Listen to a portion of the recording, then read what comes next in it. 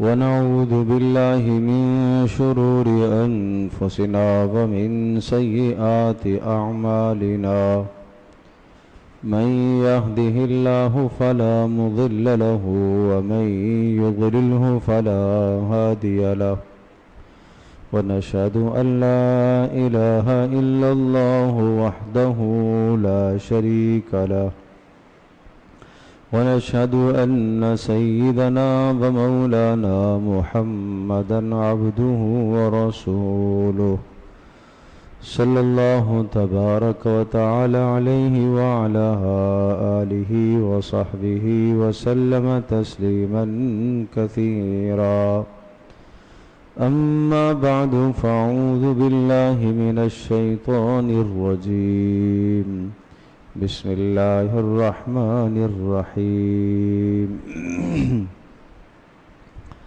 أم حسبت أن أصحاب الكهف والرقيم كانوا من آياتنا عجبا إذ أوى الفتية إلى الكهف فقالوا ربنا آتنا من لدنك رحمة وهيئ لنا من أمرنا رشدا فضربنا على آذانهم في الكهف سنين عددا ثم بعثناهم لنعلم أي الحزبين أحصى لما لبثوا أمدا صدق الله مولانا العظيم رب اشرح لي صدري ويسر لي أمري واحلل عقدة من لساني يفقه قولي اللهم صل على محمد وعلى آل محمد كما صليت على إبراهيم وعلى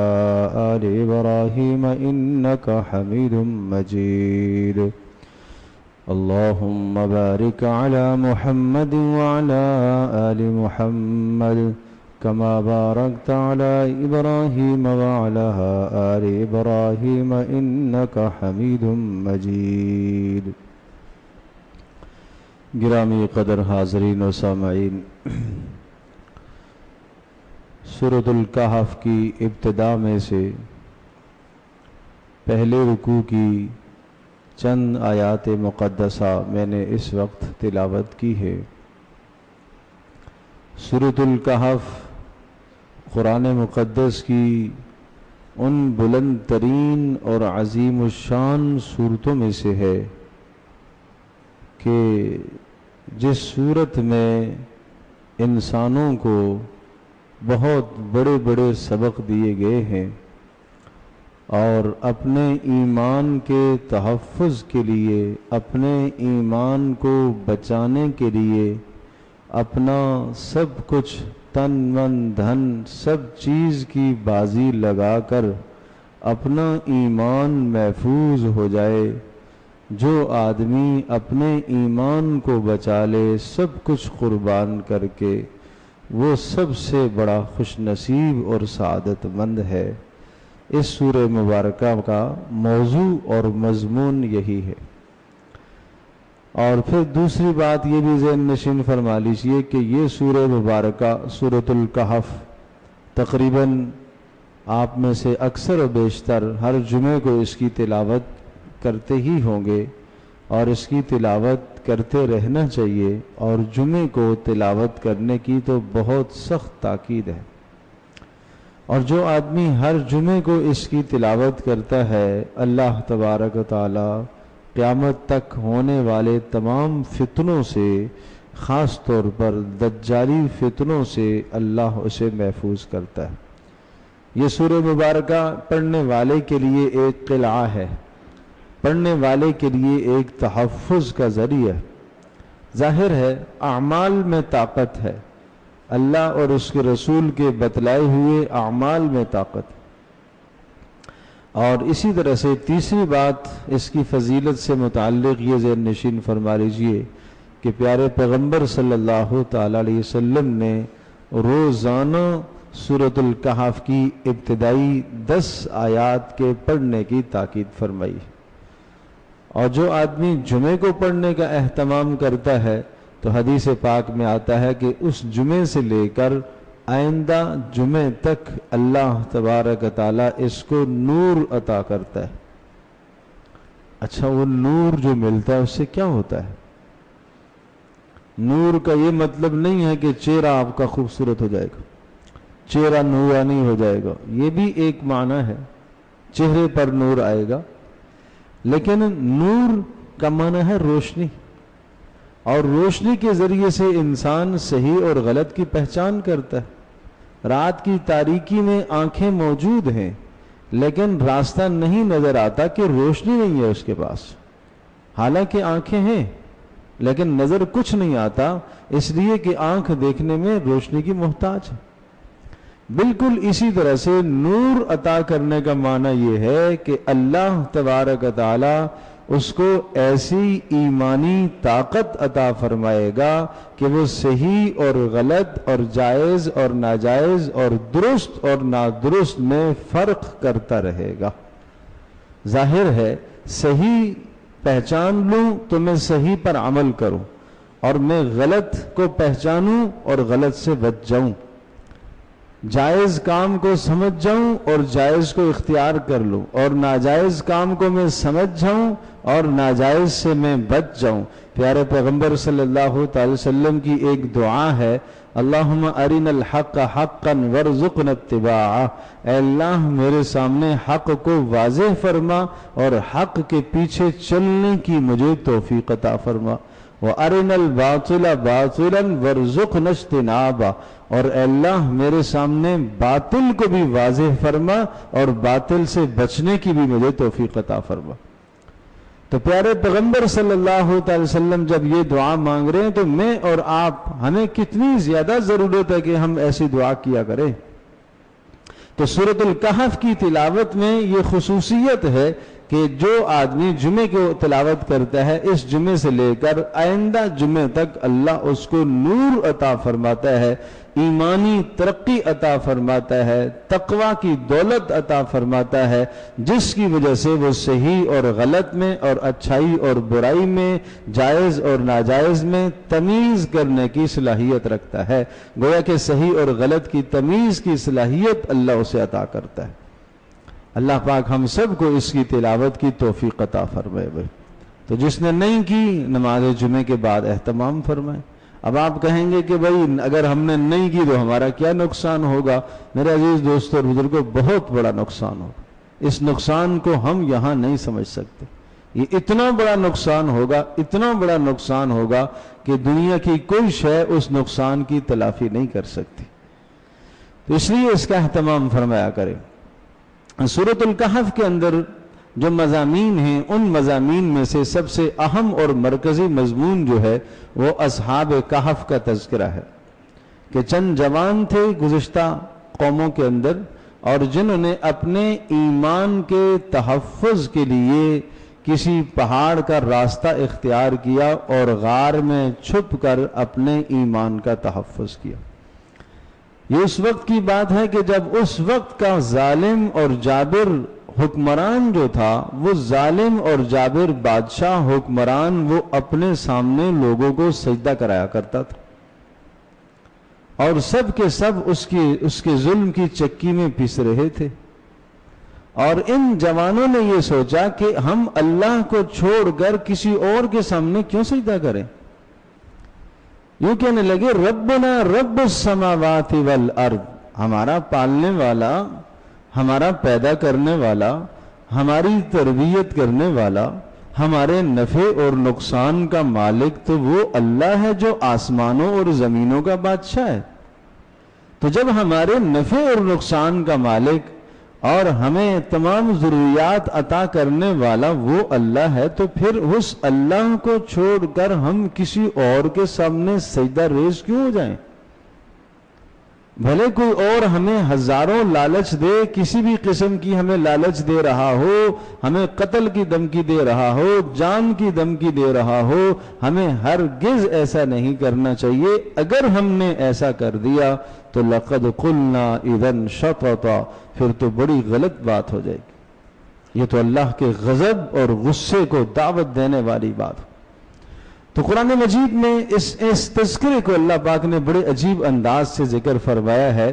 یہ تذکرہ پہلے اجمال ہے پھر تفصیل ہے، اور اس اجمال کے اندر اللہ تبارک و تعالیٰ نے ان کی دعاؤں کو ذکر فرمایا کہ انہوں نے اللہ سے دعا کیا مانگی. اور یہ آج کے جوان کے لیے ایک پیغام ہے. سورۃ الکہف کا موضوع کیا ہے؟ نوجوانوں کے نام پیغام ہے. اللہ کا کیا پیغام؟ یہ تذکرہ کیوں اللہ پاک نے فرمایا؟ تو میں اس اجمال میں سے اس وقت دو باتیں ذکر کروں گا. ایک تو انہوں نے دعا کیا کی، اور آج ہر آدمی، جوان بھی، بوڑھا بھی، بڑا بھی، ہر آدمی اپنے ایمان کے تحفظ کے لیے اللہ سے اس طرح سے دعا مانگے. قرآن کہتے ہیں اذ اول فتیۃ الی الکہف فقالوا، کہا کہ یہ چند جوان تھے اور یہ اللہ تبارک و تعالی سے یوں دعا مانگنے لگے، ربنا آتنا، اے ہمارے پروردگار ہمیں آپ اپنی جانب سے رحمت عطا فرمائیے، وَهَيِّئْ لَنَا مِنْ أَمْرِنَا رَشَدًا، اے اللہ ہمارے معاملات میں آسانی پیدا کیجئے، اور اے اللہ ہمیں رشد کی طاقت عطا فرمائی. اب یہ ذرا غور کیجئے، اے اللہ ہمیں رشد کی صفت عطا فرمائیے. را شین دال، رشد، رشد، رشد، جس کا معنی کیا ہوتا ہے؟ رہنمائی، جس کا معنی کیا ہوتا ہے؟ ہدایت، جس کا معنی کیا ہوتا ہے؟ اللہ تبارک و تعالیٰ کی طرف سے خاص الخاص معرفت اور تعلق. اب میں اس لفظ کی وضاحت کرتا ہوں کہ انہوں نے کتنی اہم دعا مانگی ہے، اور یہ وہ دعا ہے، وہ کلمہ ہے، اور وہ خاص خوبی ہے جو اللہ نے نبیوں کو عطا فرمائی ہے. وَلَقَدْ آتَيْنَا رُشْدَهُ وَلَقَدْ آتَيْنَا إِبْرَاهِيمَ رُشْدَهُ مِنْ قَبْلِ، ہم نے ابراہیم کو رشد عطا فرمایا تھا. اچھا، اب ایک اور آیت کو ساتھ جوڑتا ہوں تاکہ اس کا معنی صحیح طرح سے سمجھ میں آئے کہ رشد اور رشد کس کو کہتے ہیں. سورۃ الحجرات میں اللہ تبارک و تعالی نے محمد رسول اللہ صلی اللہ تعالی علیہ وسلم کے صحابہ کی فضیلتوں کو ذکر کیا ہے. وَاعْلَمُوا أَنَّ فِيكُمْ رَسُولَ اللَّهِ لَوْ يُطِيعُكُمْ فِي كَثِيرٍ مِّنَ الْأَمْرِ لَعَنِتُّمْ، اے محمد صلی اللہ تعالی علیہ وسلم کے رفقاء اور ساتھیوں، اے محمد صلی اللہ علیہ وسلم پر ایمان لانے والوں، ایک قانون یاد رکھنا کہ تمہارے پاس رسول اکرم صلی اللہ تعالی علیہ وسلم کی مبارک زندگی موجود ہے. وَاعْلَمُوا أَنَّ فِيكُمْ رَسُولَ اللَّهِ، اور اتنا زور اور تاکید کے ساتھ اس لفظ کا ذکر فرمایا، وَاعْلَمُوا، خوب سمجھ لو تمہارے پاس اللہ کے رسول کی زندگی ہے. کیا معنی ہے اس کا؟ اس کا مطلب یہ ہے کہ میں کاروبار کرنا چاہ رہا ہوں، میں کیسے کاروبار کروں؟ کہا تمہارے پاس محمد رسول اللہ کی زندگی موجود ہے.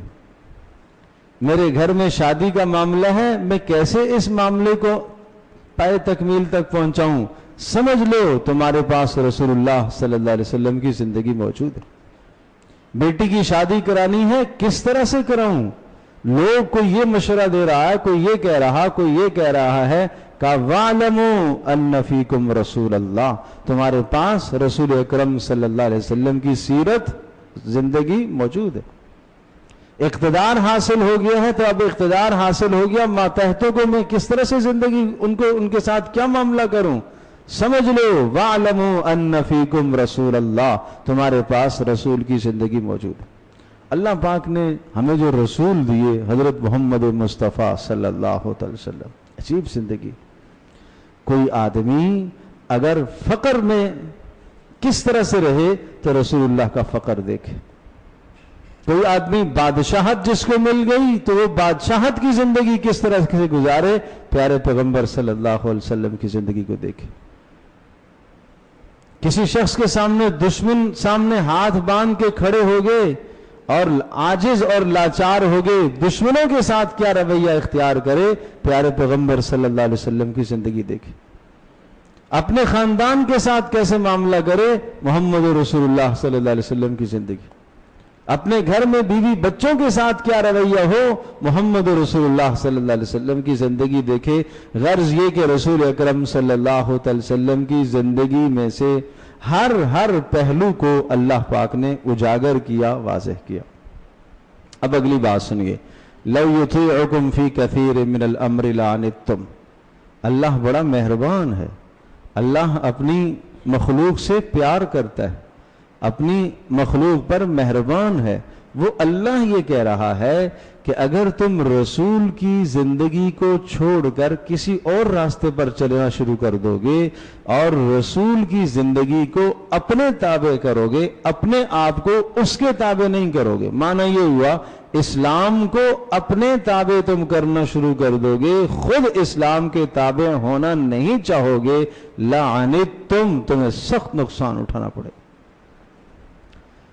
تمہیں سخت نقصان اٹھانا پڑے گا۔ اگر تمہاری زندگی میں یہ بات آئی، جو بھی اسلام کا حکم، اس میں اپنی مرضی سے تم تعویلیں کرو، اپنی مرضی سے اس کی تشریحات کرو، اپنی مرضی سے اس کی توجیحات کرو، اپنی مرضی سے قرآن کا معنی، اپنی مرضی سے رسول اللہ کی سیرت کو اور سنت کو بیان کرنے لگ جاؤ، جو رسول کی منشا ہے اس کو نہ دیکھو، جو اللہ کی منشا ہے وہ نہ دیکھو، اپنے رسم و رواج اور اپنی زندگی اور اپنی من چاہی زندگی کو دیکھو، تو قرآن کہتا ہے لعنتم، تمہیں سخت نقصان اٹھانا پڑے گا۔ اب اگلی بات سنیے، وَلَكِنَّ اللَّهَ حَبَّبَ إِلَيْكُمُ الْإِيمَانَ، کہ تم اپنے آپ کو رسول کے تابع کیسے کرو گے، تم اپنے آپ کو اللہ کے حکم کے تابع کیسے کرو گے، جب تمہارے اندر 5 خوبیاں پیدا ہو جائیں۔ وہ 5 خوبیاں میں نے یہاں ذکر کرنی ہے، اس لیے میں نے یہ ساری تمہید باندھی۔ نمبر 1، وَلَكِنَّ اللَّهَ حَبَّبَ إِلَيْكُمُ الْإِيمَانَ، پہلی بات تو یہ کہ ایمان تمہارے دلوں میں رچ بس جائے، ایمان تمہارے دلوں میں خوبصورت اور مزین ہو جائے۔ میرے عزیز دوستو، آج ایمان اندر مزین نہیں ہے۔ آج جانتے ہو ایمان اندر مزین کیسے ہوتا ہے؟ جس طرح سے اندر جب درست ہو جاتا ہے، دل درست ہو جاتا ہے، تو اس کے آثار ظاہر جسم پر نظر آنا شروع ہو جاتے ہیں، اس کی گفتگو بدل جاتی ہے، اس کی آنکھ بدل جاتی ہے، اس کا کان بدل جاتا ہے، اس کے ہاتھ پیر بدل جاتے ہیں۔ مجھے یہ بتائیے، محمد رسول اللہ صلی اللہ تعالی علیہ وسلم کا کلمہ جس نے پڑھا، کلمہ پڑھنے کے بعد اس کی زندگی میں کیا انقلاب آیا؟ محمد رسول اللہ صلی اللہ علیہ وسلم کی زندگی جس نے لی، اب زبان اس کی بدل گئی، اب وہ گفتگو نہیں جو 1 ماہ پہلے گفتگو تھی، اب کان بدل گئے، اب وہ سننا نہیں جو پہلے سنتا کر، اب آنکھ بدل گئی، اب وہ دیکھنا نہیں جو پہلے دیکھا کرتا تھا، اب تجارت اس کی بدل گئی، اب وہ تجارت نہیں ہے جو پہلے تجارت کیا کرتا تھا، اب سامنے آنے والے کو بالکل صاف صاف ہر چیز کا عیب بتا دیتا ہے، بھائی یہ چیز میں بیچ رہا ہوں، اس کے اندر یہ بیماری ہے، یہ خرابی ہے، آپ کی مرضی، لینا ہے تو لے لو۔ اللہ اکبر، اب وہ زندگی بدلی ہے کہ لینے والا سامان لے گیا اور تمام کے تمام جتنے بھی ایٹمز انہوں نے لیے ہیں اور ہر چیز کی ایک ہی قیمت متعین ہو گئی۔ جب لے جانے والا جا چکا تو بعد میں خیال آیا جتنے ایٹمز میں نے دیے ان میں سے ایک چیز تو خراب تھی، قیمت میں نے پوری لے لی اس کی۔ اب وہ تلاش کرتے پھرتے ہیں، تلاش کر رہے ہیں کہ وہ آدمی گیا کہاں ہے، تاکہ میں اس کو کچھ پیسے واپس کروں کہ ایک چیز اس میں ناقص گئی ہے۔ آج کا کاروباری، آج کا دکاندار کیا کہتا ہے؟ میں نے بڑی سمجھداری سے چیز نکال دی، بیچ دی۔ آج مالک اسی کو سمجھدار سمجھتا ہے جو آنے والے کسٹمر کو صحیح طرح سے اس کو پاگل بنا کر اور اس کو خراب چیز فروخت کر دے۔ ہم یہ کہتے ہیں یہ بڑا کام کا لڑکا ہے، یہ بڑا سمجھدار لڑکا ہے۔ وہاں یہ معیار نہیں تھا، کیوں؟ ایمان اندر رچا بسا ہوا تھا۔ حبب الیکم الایمان، ایمان تمہارے نزدیک محبوب تر ہو جائے، تمام چیزوں سے زیادہ محبوب ترین چیز ایمان ہو جائے، تم اپنی جان کی بازی لگانا، مال کی بازی لگانا، گھر بار کو چھوڑنا، بڑے بڑے اقتدار کو چھوڑنا تمہارے لیے ایمان کی خاطر آسان ہو جائے، لیکن ایمان تمہارا نہ چھوٹے، یہ وہ قیمتی اثاثہ ہے۔ نمبر 2، وَزَيَّنَهُ فِي قُلُوبِكُمْ، اور ایمان تمہارے سر سے لے کر پیر تک سچا رچا بسا ہوا ہو، تمہارے جسم پر ایمان نظر آتا ہو۔ آج دل میں ایمان نہیں ہے تو ظاہر میں کیسے سجے گا ایمان؟ ٹھیک ہے، آدمی آج کا آدمی کیا کہتا ہے؟ سچ بولنا اچھی بات ہے، لیکن یہ لیکن کے بعد وہ جھوٹ لے آتا ہے اور ان کو اپنے لیے صحیح سمجھتا ہے۔ غیبت کرنی نہیں چاہیے، لیکن کیا کروں؟ صاف صاف تولنا چاہیے، لیکن کیا کروں؟ یہ لیکن کے بعد کوئی جواز نہیں ہے، یہ شیطانی پٹی ہے، یہ شیطانی وسوسہ ہے۔ تو اس لیے فرمایا حبب الیکم الایمان وزینہ فی قلوبکم، ایمان تمہارے دلوں میں مزین ہو جائے۔ نمبر 3 وکرہ الیکم الکفر والفسوق والعصیان، دو چیزیں محبوب ہو جائیں، ایمان دل میں سج جائے، اسلام ظاہر جسم کے اندر نظر آنا شروع ہو جائے، اور نمبر 3 کفر تمہارے نزدیک ناپسند ہو۔ کفر ناپسند ہونے کا مطلب پتہ ہے؟ ایمان لانے کے بعد کفر کی طرف جانا، نافرمانی کی طرف جانا آدمی کو اس طرح سے ناگوار ہو جس طرح سے آگ میں چھلانگ لگانا آدمی کو ناگوار ہوتا ہے، ایسے ناگوار ہو نافرمانی کی طرف جانا۔ اگر کوئی دعوت دے تو اس کو آپ یہ کہیں، کیا مجھے آپ آگ کی طرف دعوت دے رہے ہو؟ میں تمہیں اللہ کی طرف بلا رہا ہوں، تدعوننی الی النار، اور تم مجھے دوزخ کی طرف دعوت دے رہے ہو۔ یہ وہ رجل مومن تھا حضرت موسیٰ علیہ السلام پر ایمان لانے والا، جو فرعون کے خاندان کا تھا، اور وہ بار بار اسے سمجھا رہے تھے کہ جناب تم اپنی قوم کو چھوڑ کر کہاں جا رہے ہو؟ تو اس نے ایک جملہ بولا، میں تمہیں اللہ کی طرف دعوت دے رہا ہوں اور تم مجھے دوزخ کی طرف، جہنم کی طرف دعوت دے رہے ہو۔ تو اگر میرا دوست، میرا عزیز مجھے کوئی نافرمانی کی دعوت دیتا ہے، یا کسی ایسی محفل میں مجھے بلاتا ہے اور اس نے میرے لیے کارڈ بھیجا ہے جہاں اللہ کی نافرمانی ہو رہی ہو، تو مجھے سمجھنا چاہیے نا، یہ مجھے دوزخ کی طرف دعوت دے رہا ہے، مجھے تو نہیں جانا یہاں۔ یہ ہے کفر کا ناپسند ہونا۔ اچھا اگر میں نہیں گیا تو پھر کیا ہوگا؟ دوستی ٹوٹ جائے گی۔ اب یہاں ہمیں شیطان یہ کہتا ہے جی کیا کریں، رشتہ داریاں بھی تو پالنی ہیں۔ میرے عزیز دوستو اور بزرگوں، رشتہ داریاں بھی پالو، ماں باپ کے تعلقات بھی پالو، بیوی بچوں کے تعلقات بھی پالو۔ اسلام جتنا بیوی بچوں اور ماں باپ کے تعلقات اور ان کے حقوق کا تحفظ دیتا ہے، اتنا دنیا کا کوئی مذہب تحفظ نہیں دیتا، لیکن اللہ اور اس کے رسول کے بعد، اللہ اور اس کے رسول کے بعد دوستی ضرور، لیکن اللہ اور اس کے رسول کے حکم کے بعد۔ نوجوان کو پیغام ہے ضرور دوستی، لیکن اللہ اور اس کے رسول کے حکم کے بعد۔ پہلے اللہ اور اس کا رسول ہے۔ مجھے وہ دوستی نہیں چاہیے جو مجھے اللہ سے باغی کر دے، وہ دوستی نہیں چاہیے جو مجھے رسول پاک صلی اللہ علیہ وسلم کی محبت سے دور کر دے، مجھے وہ دوستی نہیں چاہیے جس دوستی کے اندر پڑھ کر اور لگ کر میں اللہ کی نافرمانی کروں، یہ دوستی نہیں چاہیے۔ یہ آج کے جوان کی سوچ ہونی چاہیے۔ تو یہ ہے وَكَرَّهَ إِلَيْكُمُ الْكُفْرِ، کہ کفر تمہیں اس طرح سے ناپسند ہو۔ کافروں کے گیت نہ گاؤ، کافروں کی زندگی کے گیت نہ گاؤ کہ وہ تو بڑے مزے سے زندگی گزار رہے ہیں، بڑے مزے سے زندگی گزار رہے ہیں۔ قرآن کا پیغام سمجھو، وَلَوْلَا أَن يَكُونَ النَّاسُ أُمَّةً وَاحِدَةً لَجَعَلْنَا لِمَن يَكْفُرُ بِالرَّحْمَنِ مِن بُيُوتِهِمْ سُقُفًا مِّن فِضَّةٍ، اگر ہمیں تمہارے ایمان کا، ہم تو تمہارے اوپر مہربان ہیں، اللہ کہہ رہا ہے، اگر ہمیں یہ اندیشہ نہ ہوتا کہ تم کمزور ایمان والے اپنے ایمان کو چھوڑ دو گے، تو ہم اس دنیا میں کافروں کے گھروں کو سونے کا بنا دیتے، کافروں کے گھروں کو سونے کا بنا دیتے، اور ان کی چھتیں اور ان کے گھروں کے اندر سیڑھیاں اور ان کا سارا سامان سونے اور چاندی کا ہوتا۔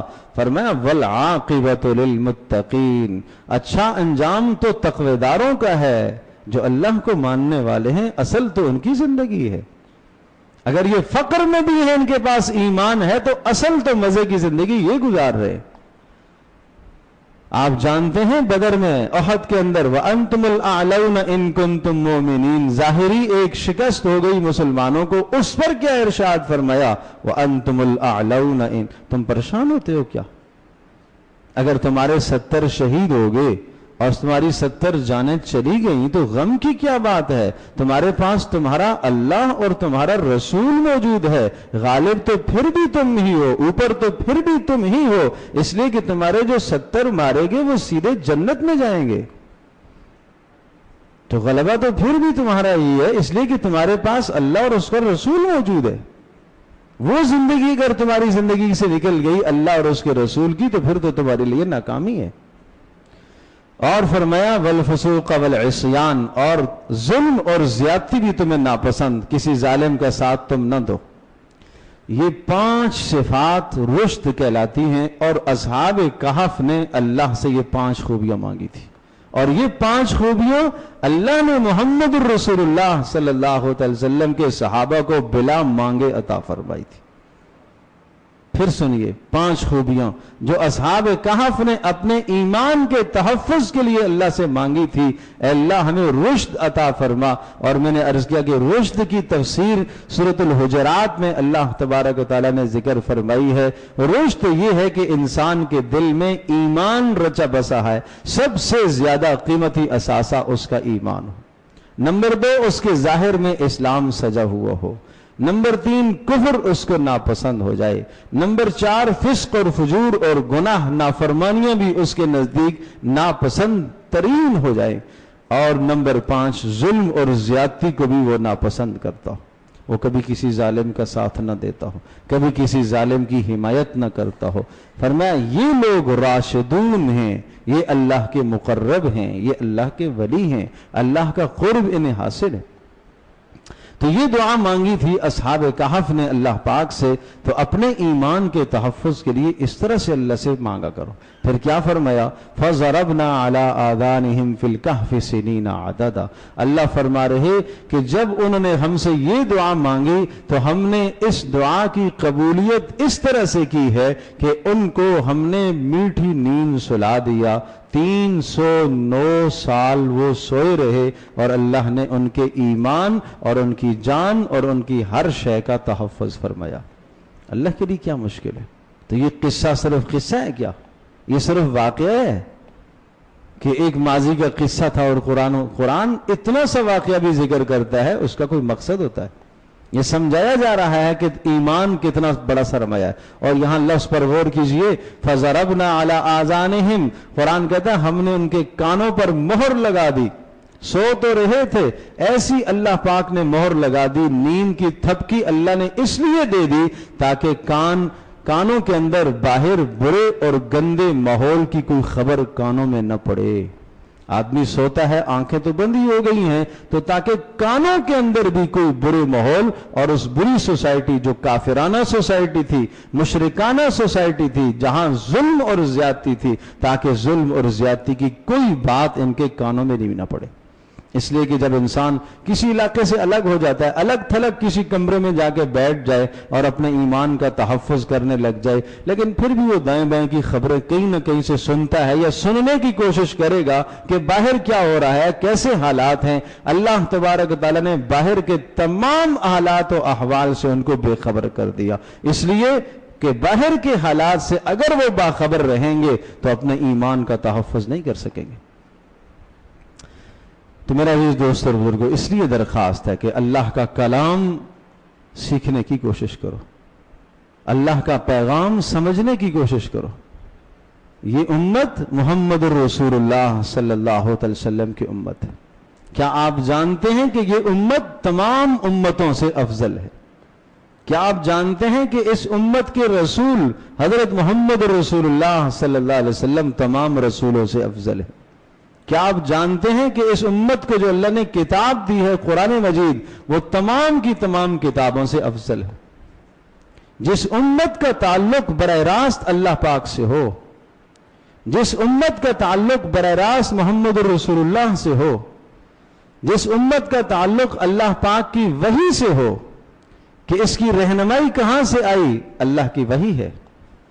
جس امت کو ایسا کلام اللہ نے عطا فرمایا، ایسا قرآن عطا فرمایا کہ جو قیامت تک انسانوں کو وہ چیلنج کرتا ہے، لاؤ اس کی مثال، فصاحت میں اس کی مثال لاؤ، بلاغت میں اس کی مثال لاؤ، الفاظ میں اس کی مثال لاؤ، معنی میں اس کی مثال لاؤ، گزشتہ امتوں کی ٹھیک ٹھیک تاریخ بتاتا ہے، اس میں اس کی مثال لاؤ، آئندہ آنے والے حالات کی پیشن گوئی کرتا ہے، اس میں اس کی مثال لاؤ، بہترین رہبر اور رہنما اور ہدایت دینے والی کتاب ہے، اس میں تم اس کی رہنمائی، اس کی مثال لے کر آؤ۔ اس طرح سے یہ قرآن چیلنج کرتا ہے۔ اس سے بہتر کوئی قانون نہیں ہو سکتا، اس سے بہتر کوئی طرز زندگی نہیں ہو سکتا، اس سے بہتر کوئی معاش کا ذریعہ نہیں ہو سکتا جو قرآن نے بتایا ہے، اس سے بہتر معاشرت کا کوئی ذریعہ نہیں ہو سکتا جو قرآن نے ہمیں سمجھایا ہے۔ لیکن کاش کہ ہم قرآن کو سیکھنے لگ جائیں۔ اس لیے فرمایا القرآن حجۃ لک او علیک، یہ آپ کے حق میں گواہ ہوگا یا آپ کے خلاف گواہ ہوگا۔ دیکھو اس کو اپنے حق میں گواہ بنا رہے ہو یا اپنے خلاف گواہ بنا رہے ہو۔ صرف یہی اس کا حق نہیں ہے، صرف یہی اس کا حق نہیں ہے۔ فوتگی ہو گئی اور سب مل کر جمع ہو گئے، سورہ یاسین پڑھ لی، ایک دور کر لیا، الف لام سے والناس تک دور کر لیا، نہ تو پڑھنے والوں کو صحیح تلفظ، نہ اسے بیچارے کو معلوم کہ الف لام میم میں کیا پیغام ہے، سورۃ البقرہ میں کیا پیغام ہے، آل عمران میں کیا پیغام ہے، سورۃ الناس میں کیا پیغام ہے۔ ایسے سلف الصالحین اور ایسے علماء اور ایسے امت کے اکابرین گزرے ہیں، جب وہ قرآن کی تلاوت کرتے تھے تو ایک آیت پر ٹھہر جاتے تھے اور 4 دن اس آیت پر لگ جاتے تھے، آگے نہیں جاتے تھے کہ اللہ کا یہ پیغام ہے، اس پیغام کو میں اپنی زندگی میں کیسے رائج کروں، اس پیغام کو میں اپنے گھر میں کیسے نافذ کروں۔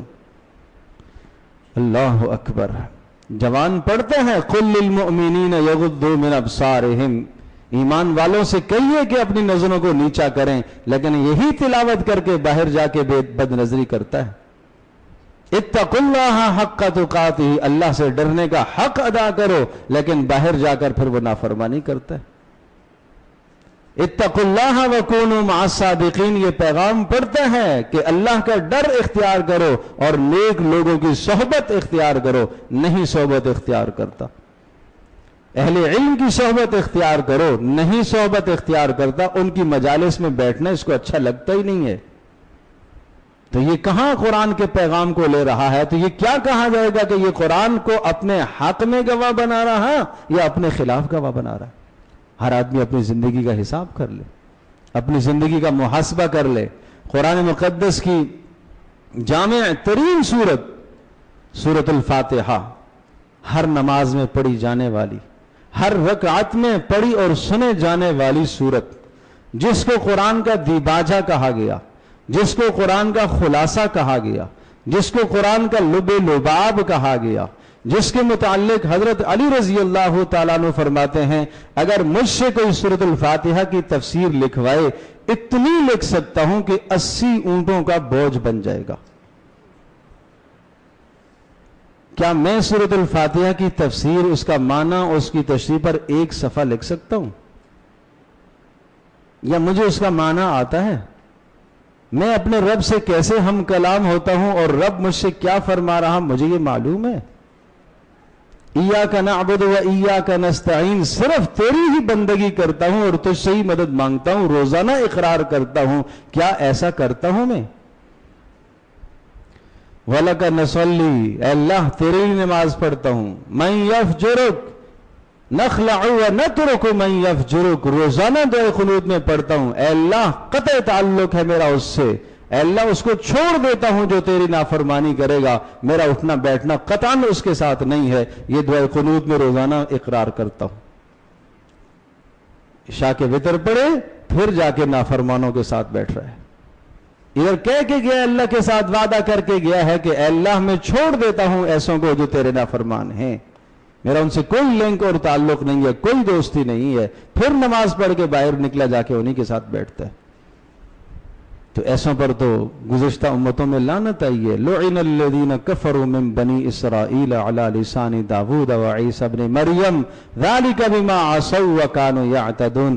حضرت داود علیہ السلام اور عیسیٰ علیہ السلام کی زبان سے اللہ نے ایسوں پر لعنت فرمائی ہے. کیا جرم تھا پیارے پیغمبر صلی اللہ علیہ وسلم سے پوچھا گیا. آپ نے فرمایا یہ نافرمانوں کے ساتھ بیٹھا کرتے تھے, نافرمانی کرتے نہیں تھے, ان کے ساتھ بیٹھا کرتے تھے. تو آج ہم سے صحبتیں نہیں چھوٹتی. تو میں یہ عرض کر رہا تھا قرآن سیکھیں, قرآن سیکھیں, اپنی زندگی کو متعین کریں, اپنی زندگی کا ہدف سمجھیں کہ میں کیوں دنیا میں آیا ہوں. تو الحمدللہ ثم الحمدللہ یہاں ابھی یہ سلسلہ شروع ہونے والا ہے تفسیر قرآن کریم کا. ہفتے میں درس تو ہوتے ہی ہیں, لیکن اس اتوار انشاءاللہ 12 ستمبر سے مغرب سے لے کر عشاء تک تفسیر کی کلاس ہے, جس میں باقاعدہ سے انشاءاللہ سبقاً درساً ہم قرآن مجید کی تفسیر اور تشریح سکھائیں گے انشاءاللہ. ہر طرح کی ہم کوشش کرتے ہیں کہ کسی نہ کسی طرح سے مجمع کے ذہن میں بات آ جائے, آپ کے ذہن میں بات آ جائے, آپ سیکھنے کی کوشش کر لیں. جوانوں کے لیے انتظام, بوڑھوں کے لیے انتظام, بچوں کے لیے انتظام, ہر طرح کا انتظام یہاں سے الحمدللہ ثم الحمدللہ آپ کی اس مسجد جامع مسجد حنفیہ چھوٹا گیٹ سے یہ سارے انتظامات الحمدللہ ہو رہے. لیکن تھوڑا سا تو وقت دے دو. میں ہفتے میں آپ سے 1 گھنٹہ مانگتا ہوں, مغرب سے عشاء آپ ہفتے میں 1 گھنٹہ اتوار کو مجھے دے دیں. آپ کہیں گے گھر کے کام ہیں, بیوی بچوں کے کام ہیں, پورا دن جو ہے اور پورا ہفتہ کاموں میں رہتے ہیں, اور ایک دن, بھئی ایک دن میں پورا دن نہیں کہہ رہا, میں ایک دن کا 1 گھنٹہ کہہ رہا. مغرب سے عشاء 1 گھنٹہ 1.25 گھنٹے کا وقت ہوتا ہے. پتہ تو چلے کہ زندگی کا مقصد کیا ہے. قرآن مجید کی مختصر ترین سورت سورۃ الکوثر, سورۃ العصر, سورۃ النصر, 3 سورتیں, کس کو معلوم ہے کہ ان کا کیا مفہوم اور معنی ہے, ان میں کیا پیغام ہے. سورۃ الفلق, سورۃ الناس جس کو بڑے خزانے کہا گیا, اور سورۃ الفلق اور سورۃ الناس جن کو مضبوط قلعے کہا گیا, کس کو معلوم ہے یہ. سورہ بقرہ اور سورہ آل عمران زہراورتین جن کو کہا گیا, 2 بڑے نور جو قیامت کے دن اپنے پڑھنے والے اور سمجھنے والوں پر اپنے پروں کو پھیلائے ہوئے ہوں گی, کس کو معلوم ہے. سورۃ الملک جو جھگڑا کرے گی, یا اللہ یا مجھے اپنے کلام سے نکال یا میرے پڑھنے والے کو نجات دے دے, کسے معلوم. یہ سب سیکھنا ہے ہمیں. ان اللہ یأمر بالعدل والاحسان جو جمعے کے خطبے میں سنتے ہیں, سب سے جامع ترین آیت ہے. یہ تو ہمیں سیکھنا ہے. تو بہرحال انشاءاللہ ثم انشاءاللہ ایک تو یہ سلسلہ ہم اتوار سے شروع کر رہے ہیں. آپ تمام احباب سے میری درخواست ہے, جو اہل محلہ ہیں وہ بھی, جو باہر سے تشریف لائے ہیں وہ بھی, مغرب سے عشاء اتوار والے دن انشاءاللہ ہر اتوار کو یہ کلاس ہوگی. اور دوسری جو ہم نے ایک کلاس شروع کر دی ہے وہ ہو چکی ہے, وہ ہے ہفتہ اتوار پیر منگل 4 دن مغرب کے بعد. وہ کل 16 دن کا کورس تھا, 4 کلاسیں جس کی ہو چکی ہیں, جس میں ہم نے مکمل نماز کا ترجمہ سکھانا ہے, طہارت کے سارے مسائل, وضو تیمم کے مسائل, نماز کے سارے مسائل, نماز کے فرائض واجبات, سنت مؤکدہ, مکروہات, کن چیزوں سے نماز ٹوٹتی ہے, اور اسی طرح سے آخری 10 صورتیں جو ہم روزانہ نمازوں میں پڑھتے ہیں ان کا ترجمہ اور ان کی تشریح. اور یہ مختصر کورس ہے, صرف 16 دنوں پر مشتمل ہے. تو یہ تو شروع ہو چکا ہے. جو احباب اس میں شامل ہونا چاہتے ہیں, ہفتہ اتوار پیر منگل 4 دن مغرب کے بعد, اللہ پاک ہم سب کے لیے سمجھنا عمل کرنا آسان فرمائے.